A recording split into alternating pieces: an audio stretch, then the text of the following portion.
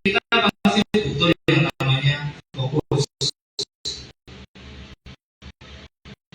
Untuk menuju kepada kemenangan kita butuh iman. Iman bahwa menyertai kita, iman bahwa pasti gol, pasti menang karena Tuhan memberikan kekuatannya kepada kita dan beserta kita. Nah, di situ kita juga fokus. Butuh apa? Butuh fokus. Peperangan dengan iman tak tidak bisa. Ya, peperangan dengan fokus tak ya tidak bisa. Jadi untuk peperangan supaya ada kemenangan itu butuh iman yang percaya kepada Tuhan, Tuhan menyertai, Tuhan menolong, dan fokus. Peperangan itu untuk apa? Nah, kemenangannya di situ kamu fokus. Oke. Nah, peperangan itu seperti apa? Kehidupan orang Kristen itu bukanlah sebuah jalan tol. Ya, semua kita hidup mengalami yang namanya proses. Peperangan itu nggak tanya kita siap atau enggak. Semua yang di sini namanya peperangan. Apalagi kita lihat mungkin peperangan di Israel sana, kan nggak tanya musuhnya siap enggak. Nah, kalau peperangan itu kalau perlu nyerang nggak usah info-info. Langsung serang, mencari celahnya di situ. Nah, kita hidup itu juga mengalami yang namanya proses. Tidak semua mulus seperti jalan tol aja gombang tuh. Ya. Tidak seperti jalan tol, tetapi apa medan peperangan. Nah, tetapi banyak orang yang kalah di dalam peperangan. Kenapa? Ya. Karena apa? Bukan musuhnya yang kuat, belum tentu. Karena nggak bisa apa-apa ya belum tentu. Tetapi apa? Gitu. Karena imannya yang lemah dan nggak fokus. Iman yang lemah, kok kalah kenapa? Lah lihat musuhnya udah getol. Lihat masa depanku kayak apa? Aku nggak tahu. Apa ya bisa sukses ya? Nggak tahu. Kok tanya saya? Ya. Jadi iman yang lemah itu mempengaruhi dan fokus kita. Kalau nggak fokus di dalam apa yang kita doakan, kita imani, kita nggak akan maksimal. Contohnya apa? Dalam bermain musik. Ya, oke lah, tahulah kunci-kunci larinya kemana. Tapi kita nggak mau melatih, nggak mau ngulik, ya nggak bisa. Jadi saya pun mengalami yang namanya fase belajar. Saya musik itu jujur nggak les, nggak punya talenta di situ. Tapi saya mau belajar. Tahunnya 2000 fase las itu, nah itu tak. Terus tidaknya apa? Ya belajar melayani. Tidak hitung dari dulu apa? Belum tahu kunci ya cuma 2000 fase las itu. Tapi mau belajar, terus berlatih, lama-lama tahu oh ini kuncinya C, oh ini D, E, F, G. Semua butuh proses. Nah makanya contohnya kita imannya apa? Aku bisa musik, gitu. Fokus kita apa? Belajar. Fokusnya apa? Musik piano, ya belajar di situ. Sampai dikatakan ahli, sampai dikatakan orang mainnya keren. Saya pun masih banyak belajar. Nah itu iman dan fokus itu paling penting. Di Efesus 6 ayat 12. Yuk kita buka yuk. Efesus 6 ayat 12.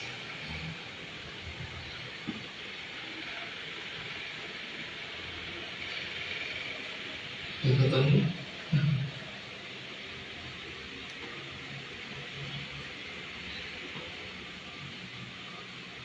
Sudah? Yuk kita baca sama-sama yuk. 1, 2, 3.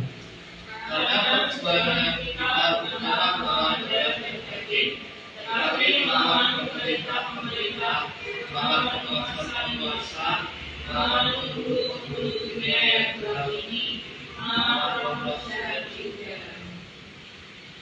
Di sini jelas toh. Peperangan kita ini apa?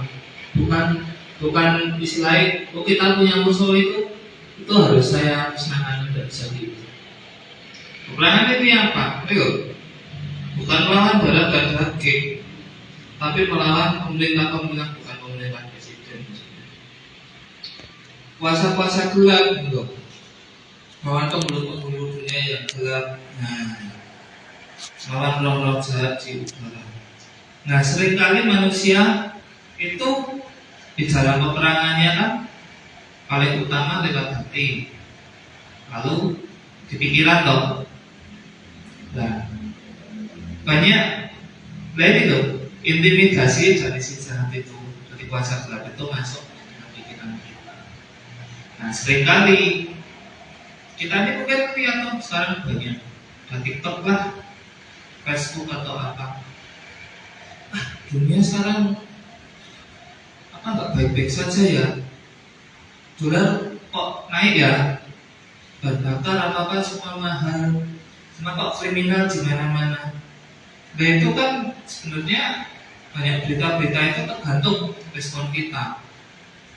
Respon kita mau berdoa untuk bangsa dan negara kita, ya loh. Atau kita mau ikutan takut, ikutan khawatir, bingung. Dan itu intimidasi masuk ke dalam respon kita. Kalau respon kita ikut bingung, ya iman kita lemah, kita nggak akan fokus. Ya. Lalu peperangan itu apa sih? Peperangan itu apa? Ayo coba teman-teman jawab. Ya, peperangan apa? Nggak ada yang salah. Setahunnya apa?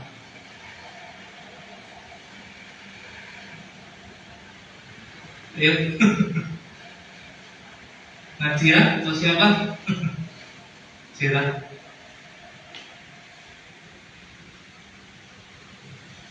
Ayo. Oke.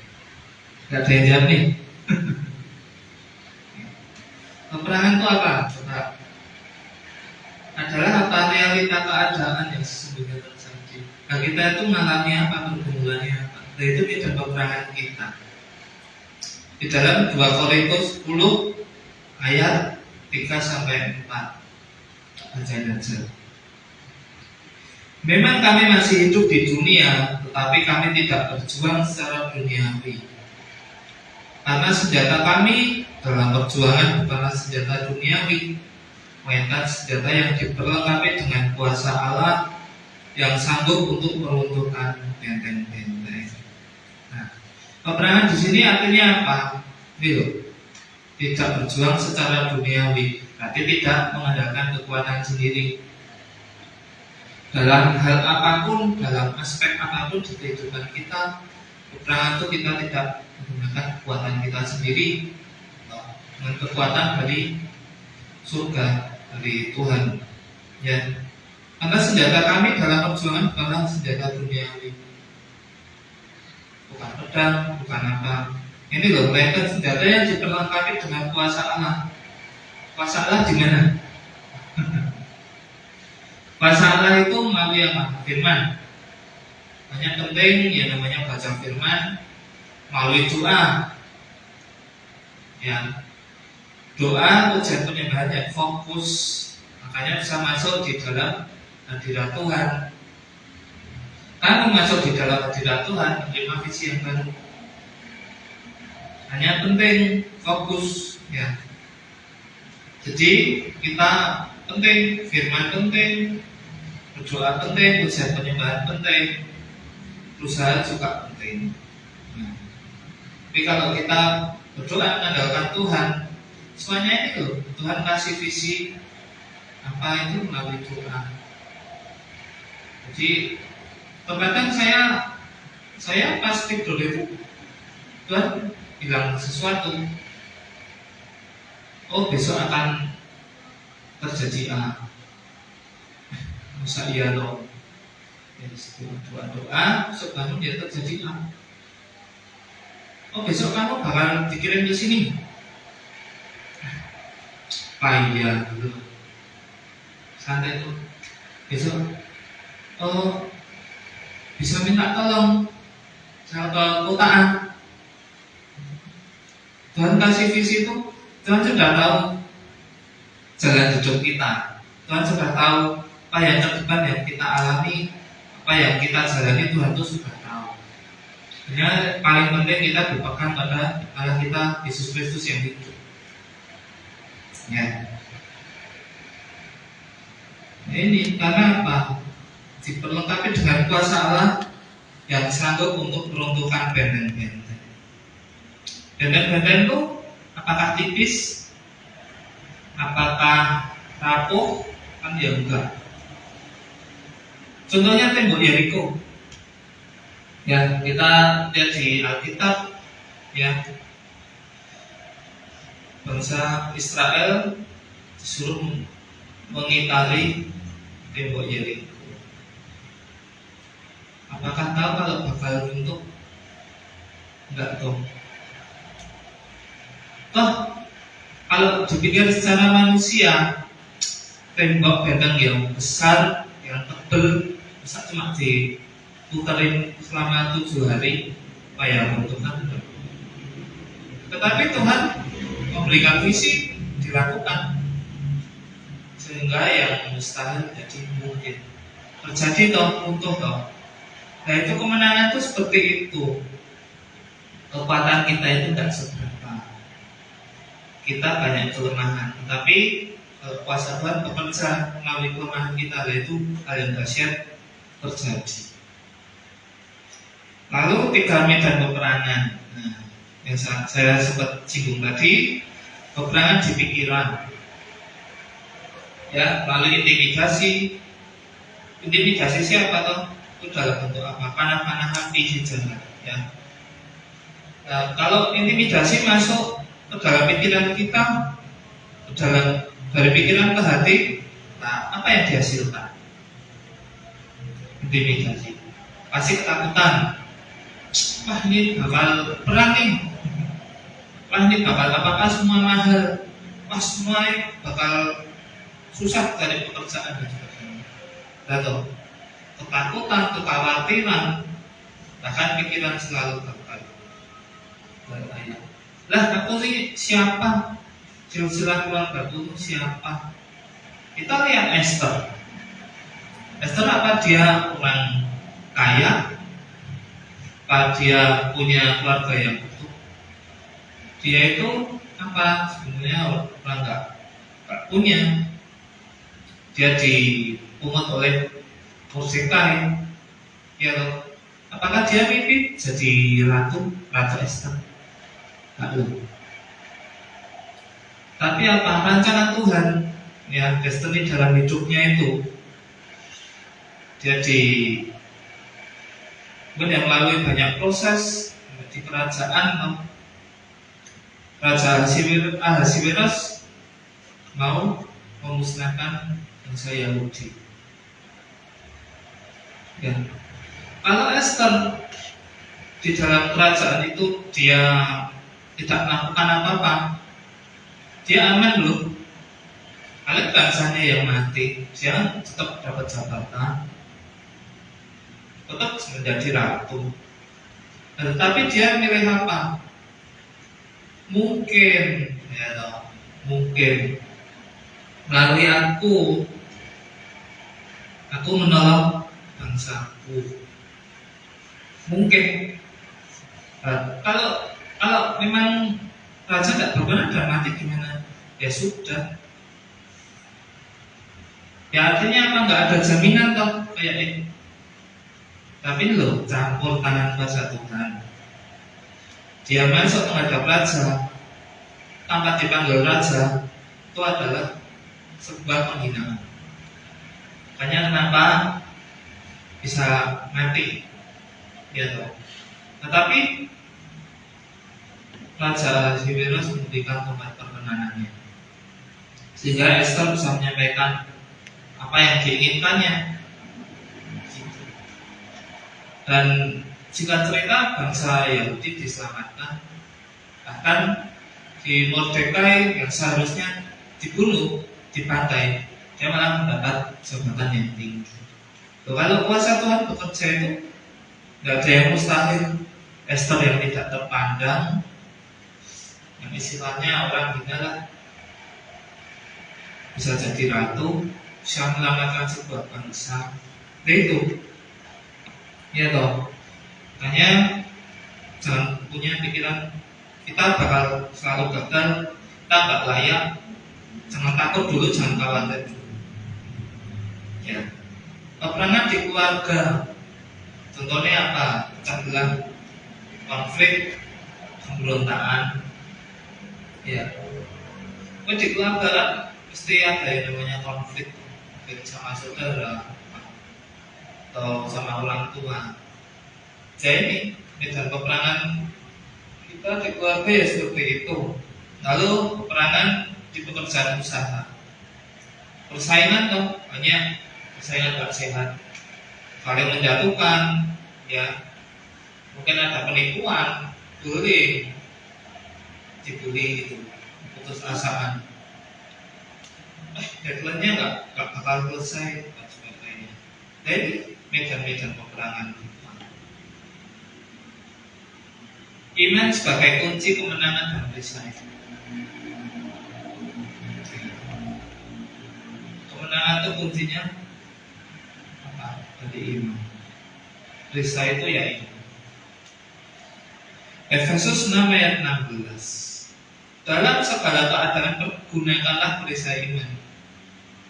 Sebab dengan perisai itu kamu akan dapat memadamkan semua panah api dari si jahat. Nah, iman timbul dari pendengaran, ya toh. Nah, makanya kita melihat, membaca firman sampai dengan kita dengar. Mungkin kita bisa juga buka YouTube yang isinya firman dan sebagainya. Nah, firman itu yang membangun. Bukan ada intimidasi, apa namanya? Oh, dunia mana? Kamu keuangannya baik-baik saja. Dunia mana? Katanya demi Tuhan, apa namanya? Akan mencukupi kebutuhan mana? Nah, kita bisa deklarasi firman.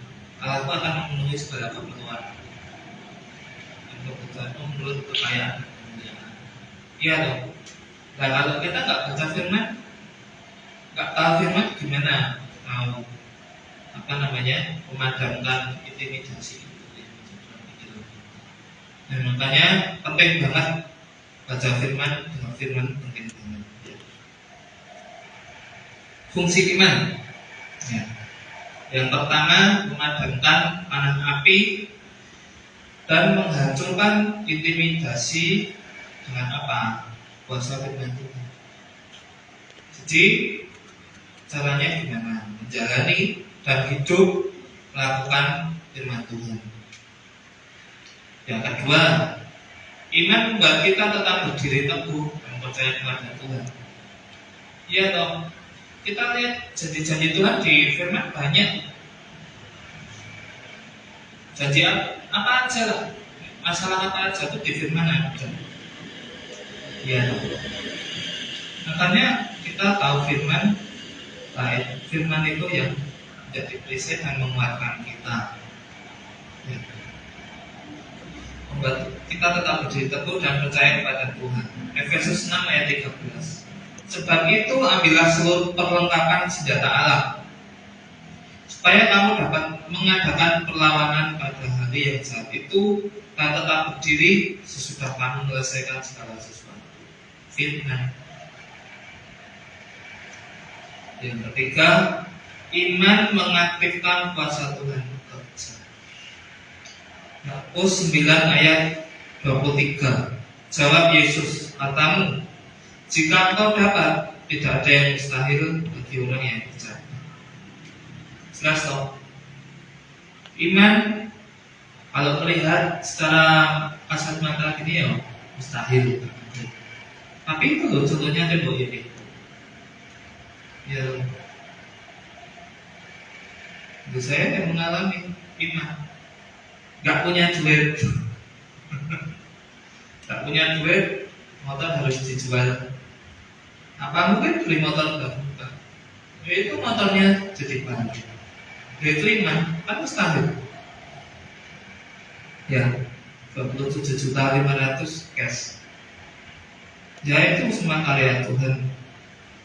Ya. Fokus. Nah, tentang fokus. Fokus yang benar pasti meneguhkan iman. Gitu. Ibrani 12 ayat 1 sampai 2. Karena kita mempunyai banyak saksi bagaikan awan yang mengelilingi kita, marilah kita menanggalkan semua beban dan dosa yang begitu merintangi kita dan berlomba dengan tekun dalam perlombaan yang diwajibkan bagi kita. Gitu. Yang kedua, ayat 2, marilah kita melakukannya dengan mata yang tertuju kepada Yesus. Nah, ini fokus yang memimpin kita dalam iman. Nah, Yesus yang memimpin kita dalam iman dan yang membawa iman kita itu kepada kesempurnaan, yang dengan mengabaikan kehinaan tekun memikul salib dan sukacita yang disediakan bagi Dia yang sekarang duduk di sebelah kanan Allah. Jadi di sini kan jelas toh ayatnya. Kita menanggalkan semua beban dan dosa, ya. Jadi harus hidup di dalam pertobatan, di dalam firman, dan berlomba dengan tekun. Dengan tekun ini artinya apa? Konsisten. Ya toh. Lomba lari itu sebenarnya dia bukan asal cepat, enggak, tapi apa? Konsisten kalau sampai akhir. Enggak butuh cepat, tetapi konsisten sampai garis finish. Nah itu. Hanya berlomba dengan tekun dalam perlombaan yang semua wajib loh, yang diwajibkan bagi kita. Perlombaan iman toh kita mengalami tadi 3 medan peperangan. Semuanya berlombanya di situ. Nah, kita harus sampai menang. Marilah kita melakukannya dengan mata yang tertuju pada Yesus. Fokus kepada Yesus, karena apa? Yang memimpin kita dalam iman dan yang membawa iman kita itu kepada kesempurnaan. Semua fokusnya pada Yesus. Ya, iman kita pada Yesus. Nah ini dengan mengabaikan kehinaan atau memikul salib. Sebagai raja memikul salib toh. Selesai toh sampai garis akhir loh. Disalib nanti dan bangkit. Nah itu kemenangannya seperti itu. Memikul salib dan sukacita yang disediakan bagi Dia. Dia sekarang duduk di sebelah kanan tahta Allah. Itu. Contohnya Yesus. Teladannya Yesus. Dia sebenarnya enak loh di jadi Tuhan, apa yang jadi manusia? Cuma menebus manusia yang penuh dosa, yang mungkin jahat. Itu loh, tapi dia melakukan apa? Kehendak Bapanya. Dari awal ke akhir, semua fokus, konsisten. Kebenaran ya kebenaran, gitu. Fokus. Sampai mati, sampai disalib mati dan bangkit ke surga. Kita bisa contoh. Fokus yang benar. Caranya gimana? Lihat masalah jadi kecil. Loh kenapa kok masalah jadi kecil? Masalah gede kayak gitu kok malah mengecilkan masalah. Karena apa? Tuhan kita lebih besar dari apapun. Ya loh. Dengan iman, biji sesawi mau memindahkan gunung juga bisa. Batu mengeluarkan air juga bisa. Laut terbelah juga bisa. Nah itu, masalah kita tuh apa sih sebenarnya? Ya, Tuhan tuh mempunyai kuasa yang seperti itu. Tuh. Kita anak Allah itu juga punya kuasa yang besar. Jadi tinggal kita ini mau hidup di padang gurun. Padang gurun itu masalah. Kalau kita mau melewatinya bersama Tuhan, nah itu respon kita. Ya, hanya peperangan itu untuk iman dan fokus. Ini kuliah besar jadi kecil karena kuasa Tuhan lebih besar dari apapun. Yang kedua, melihat janji Tuhan yang nyata dalam hidup kita membuat iman kita itu betul. Janji Tuhan apa? Tuhan akan membuatmu menjadi bangsa yang besar. Tuhan akan mengangkatmu, gitu. Tuhan menjamin masa depan. Tuhan menjamin hidup kita itu sehat, hidup kita enak. Nah, tinggal iman kita itu seperti apa? Dia janji Tuhan yang nyata. Wah, janji Tuhan itu hanya sejarah, kita banyak sejarah. Wah, ya udah cuma tulisan. Ini janji Tuhan buat aku. Perkataan itu setiap hari deklarasikan. Allah itu akan memenuhi segala kebutuhanku dan kebutuhanku menurut kekayaan dan kemuliaan. Apa yang ku injak berikan padaku. Tuh, firmannya semua aja. Itu tinggal kita deklarasikan janji Tuhan. Makanya kita mengalami janji Tuhan yang nyata dalam hidup kita. Apakah instan? Enggak. Apakah langsung terjadi? Enggak. Semua butuh iman yang konsisten, iman yang fokus. Yang ketiga, lihat tujuan atau visi Tuhan buat hidup kita, membuat kita tidak mudah tawar hati dan kepahitan. Ya toh, mungkin kita mempunyai jabatan, mungkin kita mempunyai pekerjaan yang enak. Tapi kalau Tuhan memproses kita, bisa semua pekerjaan dihabiskan Tuhan, keuangan kita dihabiskan Tuhan. Apakah semua enak? Enggak. Tetapi itu yang baik bagi kita, yang benar bagi kita seperti itu. Ya toh, Tuhan memproses kita apa? Supaya nggak mudah tawar hati. Mungkin dulu karena saking punya jabatannya, saking kayanya, sombong, Tuhan habiskan loh, sampai nggak punya alasan untuk sombong. Nah kalau mau sombong, kamu sekarang nggak punya apa-apa, ngapain sombong? Ya. Tuhan itu mendidik setiap umatnya, setiap anaknya dengan tujuan yang baik dan benar. Nah itu loh, Tuhan tuh pasti selalu mendidik, memproses, ya, supaya dengan tujuan apa? Baik dan benar. Kalau benar toh, kalau benar pasti benar, tapi kalau baik belum tentu benar. Ya.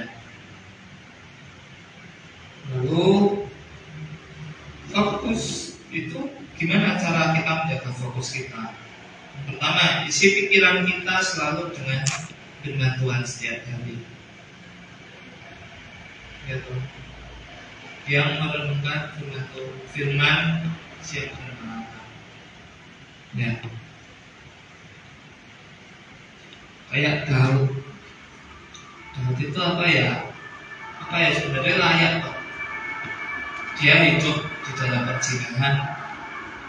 Dia yang merencanakan kuliah mati. Itu Daud semua. Ya tuh. Di sini dia apa responnya? Langsung bertobat minta ampun sama Tuhan. Tuhan mengampuni. Lalu dia apa? Banyak toh Daud isinya, makanya kita lihat isinya Mazmur. Nah itu loh, dia apa menemukan janji Tuhan, firman Tuhan siang dan malam. Ya. Pikirannya adalah hanya dia dengan Tuhan. Makanya dia memetik kecapi di dalam Alkitab itu orang yang ada kuasa gelap lepas. Ya, peperangan itu sebenarnya di pujian penyembahan sebenarnya. Nah, yang kedua, pujian dan penyembahan menjadi senjata iman. Nah ini loh, kita lihat pujian sekarang kan banyak toh tentang kesembuhan, tentang yang membelah laut, nah, itu kan iman. Nah, pujian penyembahan yang membangun itu jadi senjata kita. Kalau kita nyanyi kita mengimani terjadi. Ya. Yang ketiga, batasi apa yang kita lihat, apa yang kita dengar. Hindari semua yang tidak membangun, gosip, konten yang negatif, berita negatif yang buat iman kita malah melemah. Filipi 4 ayat 8. Jadi akhirnya saudara-saudara, semua yang benar, semua yang mulia, semua yang adil, semua yang suci, semua yang manis, semua yang sedap didengar, semua yang disebut kebajikan dan patut dipuji, pikirkanlah semuanya itu. Ya toh, pokoknya apa yang masuk di dalam apa yang kita lihat itu, apa yang kita dengar, nah itu yang masuk di dalam pikiran dan hati kita. Makanya kita harus memilah-milah dari dengar apa yang dilihat. Yang keempat, bersekutu dengan teman seperjuangan. Karena apa? Khotbah 4 ayat 9, berdua lebih baik daripada seorang diri, karena mereka menerima upah yang baik dalam jeripaya mereka. Bersekutu dengan teman seperjuangan itu karena apa sih sebenarnya? Saling menguatkan, ya toh, saling mendukung, kan seperjuangan, saling mendoakan, ya toh. Kan lebih baik kita cari teman, cari komunitas itu yang enggak toksik. Kalau orang isinya pikirannya suatu komunitas pikirannya pesimis terus, ini nggak bisa bakal ini bakal bangkrut. Nah itu lama-lama kita terpengaruh loh dengan mereka, kita jadi orang toksik. Penting ini, ya, punya komitmennya. Persoalan yang buruk merusak desanya. Bu Firman itu yang bilang ya. Rumus kemenangan, ya. Peperangan menguji iman. Ya kalau iman kita masih tetap percaya nggak sama Tuhan, tetap fokus nggak, banyak menguji iman. Kita baca firman terjadi nggak? Kan iman kita, ya apa? Oh ya terjadi. Tapi kita harus punya iman yang benar, fokus. Peperangan menguji iman. Iman butuh fokus ke Yesus. Nah, kalau fokus ke Yesus terus kenapa? Hasilkan kemenangan. Ya, karena itu seperti tembok Yeriko itu dia fokus. Apa yang diperintahkan dilakukan dengan iman, fokus, konsisten, menerima kemenangan. Tanpa peperangan iman, iman itu tidak bertumbuh. Ya, biasa-biasa aja, enggak ada masalah. Seringkali Tuhan itu izinkan kita istilahnya kejepit di masalah. Loh ayo, orang benar, kan orang yang tidak berjasa celaka, diizinkan Tuhan mengalami yang namanya ujian. Anaknya mati, hartanya habis, ternaknya habis, mati semua. Bahkan istrinya apa? Suruh dia kutukilah Tuhan Allahmu dan matilah. Teman-temannya apa? Mendukung? Enggak, toksik. Kamu itu dosa apa? Sampai Tuhan menghukum itu mesti kamu banyak melakukan dosa. Ya Tuhan. Habis yang dibanggakan apa? Sebenarnya kalau dilihat secara manusia, tinggal kami kayak gini. Kira-kira apa? Kalau Bapak Surga ini kayaknya mami sama masih jahat. Tuh loh, umatku yang salah. Ya kalau secara manusia gara-gara siapa? Tetapi kita lihat dulu rancangan Tuhan yang buat. Menguji iman yang tetap teguh enggak kalau enggak punya harta, tetap teguh enggak selama meninggalkan, bahkan anaknya mati, tetap teguh enggak, kan gitu. Mengalami proses demi proses, setia konsisten, tetap menyembah Tuhan, tetap berfokus pada Tuhan sampai beneran begitu, maka dia mengalami itu kayaknya berkali-kali lipat toh, ya, ternaknya dan sebagainya. Itu karena apa? Konsisten, fokus. Tanpa iman kita kalah perang. Kita pesimis dulu.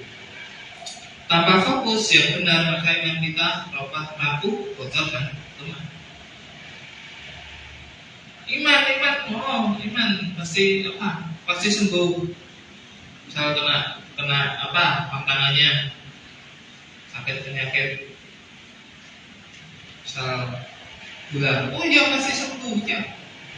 Saya percaya iman saya sembuh. Tapi makanya nggak dijaga. Ya loh. Makanya sembarangan membuat yang manis-manis. Jadi nggak fokus. Kalau udah sampai amputasi, Tuhan nggak menolong. Ya kamu yang sembarangan. Kan gitu. Jadi peperanganku harus apa? Imannya bertumbuh, imannya pasti menang. Karena Tuhan menolong, fokus sampai menang, konsisten. Tugas kita apa sekarang? Menjaga iman. Iman tetap percaya, tetap teguh, tetap berpegang pada firman Tuhan kan? Tuhan itu sendiri. Fokusnya apa? Nah, ini loh, fokus menjaga iman kita dari awal sampai akhir. Semua pergumulan kita itu pasti ada jalan keluarnya. Tinggal kita harus fokus. Nah, lalu ingat tujuan kita dalam peperangan apa? Untuk menang. Amin. Oke. Ada pertanyaan? Atau saya yang tanya?